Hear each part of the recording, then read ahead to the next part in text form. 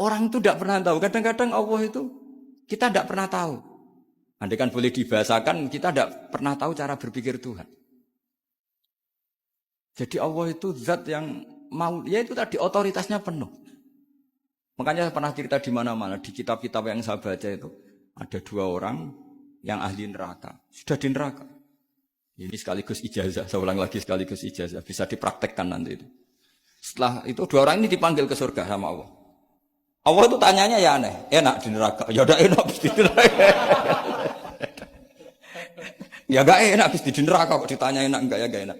Ya sudah kembali lagi ke neraka, lari kencang-kencang, lari menuju neraka, lari. Sama Allah dipanggil lagi, loh kenapa kamu semangat?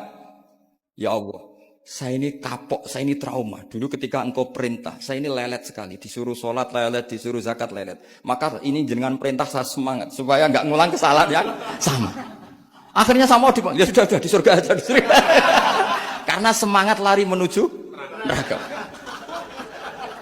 Maka ini ijazah, nanti kalau di mahsyar ya, kamu dipanggil, ayo masuk neraka. Harus apa? Semangat. Semangat. Harus semangat. Oke, mesti semangat.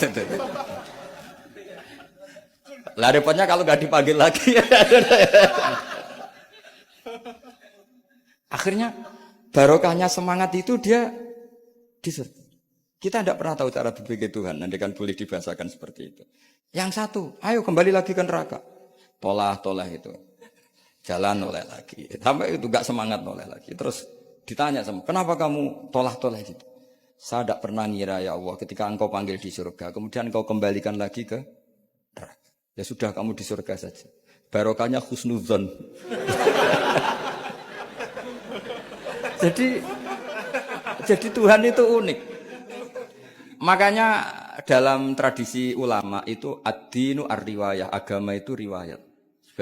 Sebagian diredaksikan inna hadzal ilma dinun fanzuru amman ta'khuduna dinakum. Agama ini, ilmu ini agama, maka lihat riwayatnya. Karena kita tidak pernah tahu cara berpikir Tuhan. Kita harus mengikuti riwayat yang diutarakan Rasulullah SAW. Karena kita tidak pernah tahu.